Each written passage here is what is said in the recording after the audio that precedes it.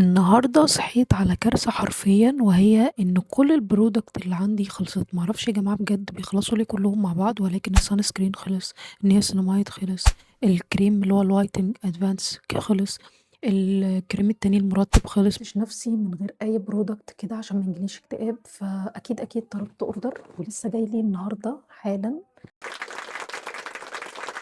فخلّينا نشوف الorder ده مع بعض. أول حاجة جبتها وهو الغسول دوّة، وأكيد اللي متابع الفيديوهات بتاعتي هيبقى عارف كويس أوي استخدام الغسول ده في إيه، وأنا جبته ليه، وكررته طبعًا تاني، فهاسيب لكم هنا الفيديو اللي أنا اتكلمت فيه عن الغسول ده وشرحته بالتفصيل الممل، ماشي؟ تاني حاجة جبتها هو السايز الكبير بتاع الsunscreen بتاع نفس البراند هي بالضبط، أنا كنت جبت الtravel size بتاعهم، بصراحة مش أنا اللي جبته عشان بس أكون صادقة معاكم، أنا كنت أمّا رُحت العيادة عند الدكتور اللي أنا باتابع معاها، كان عندها اللي هو الsample ديّة، فعطتني الsample ديّة جربتها بصراحة عجبتني جدًا، فجبت الكبير منه اللي هو حجمه 75